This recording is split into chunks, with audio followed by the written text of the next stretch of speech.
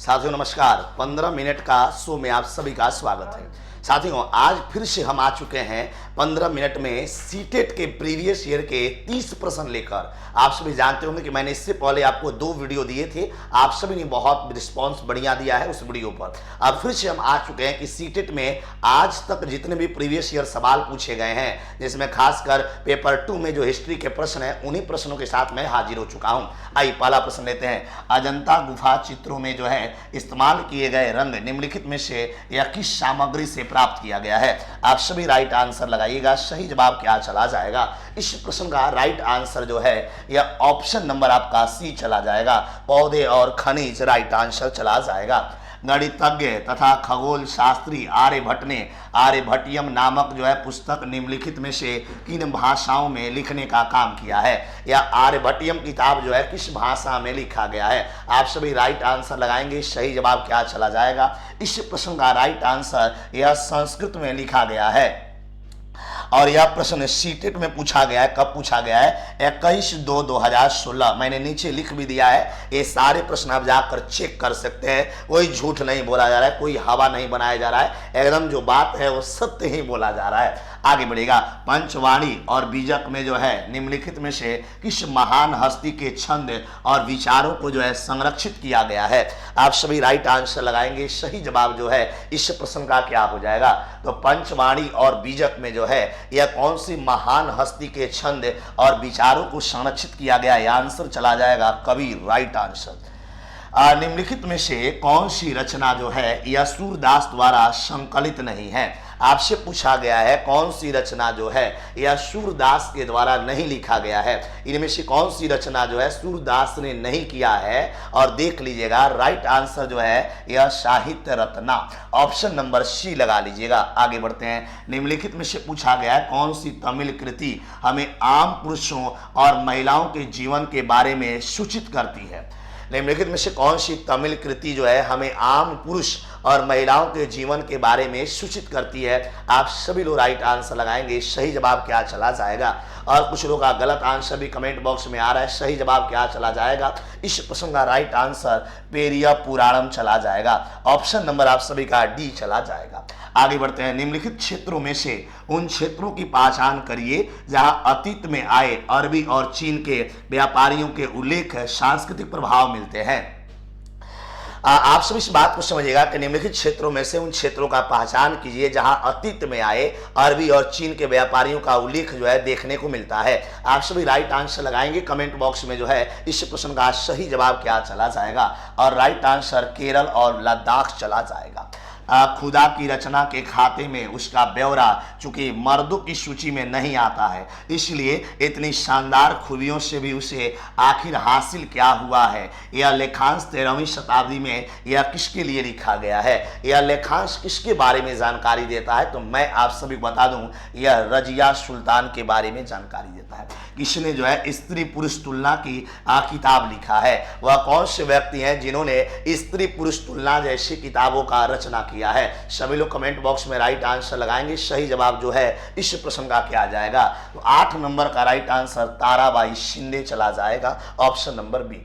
आगे बढ़ेगा। सुल्ताना का स्वप्न नामक किताब की जो है यह लेखिका कौन है? सुल्ताना का स्वप्न, यह भी किताब आपसे पूछा गया है। इस सुल्ताना का स्वप्न जो है यह किताब किसके द्वारा लिखा गया है? राइट आंसर 9 का लगाइएगा। सुल्ताना का स्वप्न जो है यह Rokeya Sakhawat Hossain. Option number A लगा लिया जाए। आमार जिबारी एक विवरण करती हुई एक आत्मकथा है। ये अनुभवों का क्या है? आमार जिबारी एक विवरण करती हुई आत्मकथा है। इसके अनुभवों के बारे में जो है आप सभी राइट आंसर लगाएंगे। कमेंट बॉक्स में जो है यह सही जवाब क्या चला जाएगा? आमार जिबारी जो है यह एक गृहिणी है। ऑप्शन नंबर सी लगा दीजिएगा। निम्नलिखित में से कौन सी क्षेत्रीय भाषा का प्रयोग उपमहाद्वीप के सरकारी अभिलेखों में सबसे पहले हुआ है? बड़ी बढ़िया सवाल है कि निम्नलिखित में से कौन सी क्षेत्रीय भाषा का प्रयोग जो है उपमहाद्वीप के सरकारी अभिलेखों में जो है यह सबसे पहले हुआ है। और सभी लोग राइट आंसर लगाएंगे। सही जवाब जो है यह क्या चला जाएगा? इस प्रश्न का राइट आंसर मलयालम चला जाएगा। आगे बढ़ेगा, तमिल महाकाव्य या शिल्पदिकारम जो है इसकी रचना किसने किया है? यह तमिल महाकाव्य की बात किया गया है और तमिल महाकाव्य जो है यह शिल्पदिकारम जो है इसकी रचना किसने किया है? आप सभी को मैं बता दूं यह इलांगो ने किया है। ऑप्शन नंबर बी लगा लिया जाए। आगे बढ़ते हैं, भारत के जो है किस क्षेत्र से जो है यह बौद्ध धर्म तिब्बत पहुंचा था? आपसे पूछा गया भारत का कौन सा क्षेत्र है जिस क्षेत्र से बौद्ध धर्म जो है यह तिब्बत में पहुंचा था? आप सभी राइट आंसर लगाएंगे तो इस प्रश्न का राइट आंसर लद्दाख चला जाएगा। आगे बढ़ेगा, तुलसीदास की रामचरितमानस जो है यह किस भाषा में लिखा गया है? आपसे प्रश्न किया गया कि तुलसीदास जो है इन्होंने रामचरितमानस की रचना किया है और रामचरितमानस जो है कौन सी भाषा में है? यह अवधी भाषा में है। Right answer. आगे बढ़ेगा, अल हिंद यानी किताब उल हिंद जो है इसके लेखक का नाम क्या है? आपसे पूछा गया किताब उल हिंद जो है इसके लेखक का नाम क्या है? यह किताब उल हिंद का लेखक जो है अल बरूनी है। ऑप्शन नंबर बी लगा लिया जाए। हमारे यहाँ जो है सीटेट का बैच आ गया है। आप सभी प्यारे छात्रों को मैं बता दूं सीटेट का जो है यह पेपर 1 का बैच आप सभी के लिए आ गया है। मात्र 999 रुपया में सीटेट का टारगेट बैच लॉन्च हो गया है। पेपर 2 का भी बैच आप सभी ले सकते हैं। मात्र 999 में पेपर 2 का बैच लॉन्च हो गया है और पेपर 1 और 2 का अगर कॉम्बो बैच लेते हैं तो 1499 में दोनों बैच आपको मिल जाएगा। तो ऑफिशियल एकेडमी पर जाकर यह बैच ले लीजिए। बैच शुरू हो गया है। निम्नलिखित में से कौन सा मध्ययुगीन भारतीय काल को समझने का प्राथमिक स्रोत है? आप सभी राइट आंसर लगाएंगे। सही जवाब क्या चला जाएगा? इस प्रश्न का राइट आंसर क्या चला जाएगा? और कमेंट बॉक्स में सभी लोग का सही जवाब क्या चला जाएगा? तो निम्नलिखित में से कौन सा मध्ययुगीन भारतीय काल को समझने का प्राथमिक स्रोत है? सूरदास का साहित्य लहरी। ऑप्शन नंबर डी लगा लीजिएगा। राजा हर्षवर्धन के दरबारी कवि बाणभट्ट ने उनकी जीवनी हर्षचरित निम्नलिखित भाषाओं में या किस में लिखा है? बाणभट्ट ने जो है उनकी जीवनी जो है किस भाषा में लिखा है? आप सभी को बता दें 17 नंबर का राइट आंसर या ऑप्शन नंबर डी हो जाएगा, संस्कृत भाषा में लिखा है। मराठा सेना एक ताकतवर सेना थी जिसने प्रायद्वीप में मुगलों को चुनौती दी। सैनिक अधिकांश रूप से किस समुदाय से आने वाले व्यक्तियों को कहा गया? आप सभी राइट आंसर लगाएंगे। सही जवाब जो है इस प्रश्न का राइट आंसर क्या चला जाएगा? तो मराठा सेना एक ताकतवर सेना थी जिसने प्रायद्वीप में मुगलों को चुनौती दी। सैनिक अधिकांश रूप में किस समुदाय में आने वाले थे? या कुनुबियो समुदाय, कुनुबिया समुदाय। ऑप्शन नंबर ए हो जाएगा। या निम्नलिखित में से किस व्यवस्था के अंतर्गत जो है या सिखों ने किसानों से उनकी उपज का 20% कर के रूप में जो है यह लेकर बदले में उन्हें संरक्षण दिया था? आप सभी राइट आंसर लगाएंगे। सही जवाब जो है इस प्रश्न का सही जवाब जो है यह क्या चला जाएगा? और अगर बात करूं इस प्रश्न का सही जवाब राखी हो जाएगा। ऑप्शन नंबर डी चला जाएगा। यह कितूर के ब्रिटिश विरोधी आंदोलन का यह नेतृत्व किसने किया था? अगर बात करें कितूर का ब्रिटिश विरोधी आंदोलन का नेतृत्व किसके द्वारा किया गया? सही जवाब जो है यह कमेंट बॉक्स में सभी लोग लगाइएगा। और इस प्रश्न का राइट आंसर रानी चेन्नम्मा ने किया था। आगे बढ़ेगा, गजनी के सुल्तान महमूद द्वारा सोमनाथ मंदिर को नष्ट करने के पीछे कौन सा मुख्य कारण था? आप जानते होंगे सोमनाथ मंदिर को जो है यह नष्ट करने के पीछे कौन सा एक प्रमुख कारण था?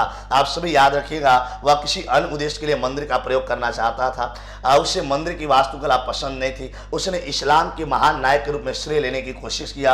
वह वहां एक महल। ऑप्शन नंबर बी जो है राइट आंसर लगा लीजिएगा। कन्नौज नगर निम्नलिखित वंशों में से कौन से वंशों के बीच में विवाद का केंद्र रहा था?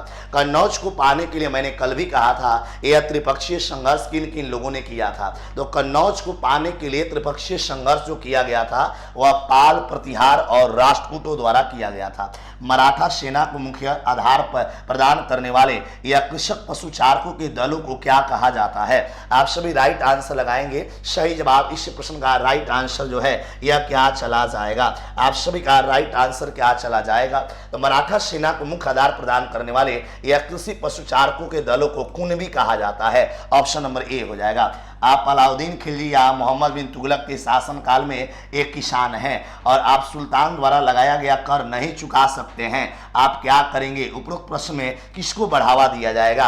आप सभी राइट आंसर लगाएंगे, आप किसको बढ़ावा देंगे? और सही जवाब जो है इस प्रश्न का क्या चला जाएगा? हम इतिहास के संदर्भ में एक कल्पना को बढ़ावा देंगे, ऑप्शन नंबर ए। 25 नंबर, दिल्ली के सुल्तानों की शासनकाल में जो है निम्नलिखित में से कौन सी एक प्रशासनिक भाषा थी? यानी दिल्ली सल्तनत के राजाओं का प्रशासनिक भाषा क्या है? आप सभी याद कर जाइएगा, दिल्ली सल्तनत के राजाओं का प्रशासनिक भाषा जो है यह फारसी है, ऑप्शन नंबर ए चला जाएगा। एक शिलालेख में कहा गया है कि दिल्ली के सुल्तान को खुदा के द्वारा चुना गया है क्योंकि उसमें मोसिस तथा सोलोमन जैसे गुण विद्यमान है। दिल्ली का वह सुल्तान कौन सा है? आप सभी राइट आंसर लगाएंगे। इस प्रश्न का जो है यह 26 नंबर प्रश्न का सही जवाब क्या चला जाएगा?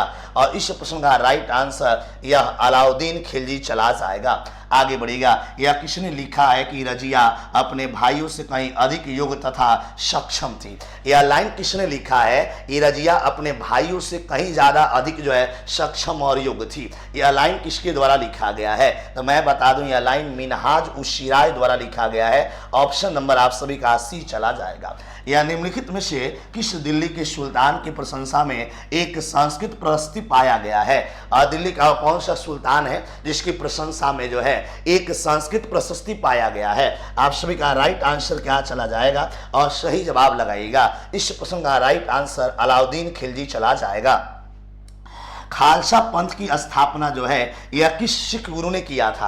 आप सभी को याद होगा, खालसा पंथ जो बनाया गया था यह कौन से सिख गुरु ने बनाया था? यह गुरु गोविंद सिंह के द्वारा बनाया गया था। आगे बढ़ते हैं, यह विश्व शांति का विचार जो है यह किस सुल्तान ने आगे बढ़ाया था? यह विश्व शांति का विचार जो है यह किस सुल्तान ने आगे बढ़ाया था? यह अकबर ने आगे बढ़ाया था। यह विश्व सुल्तान का विचार जो है अकबर ने आगे बढ़ाया था। आप सभी लोग जरूर कमेंट बॉक्स में बताइएगा कि यह क्लास आपको कैसा लगा, क्या इससे आपको परीक्षा में लाभ मिलेगा? जरूर तमाम बातों को इस वीडियो के कमेंट बॉक्स में लिख कर बताइएगा। क्या इस सेशन को बराबर लाना चाहिए, या कंटिन्यू यह सेशन आपके समक्ष लाना चाहिए? जरूर बताइएगा। जय हिंद।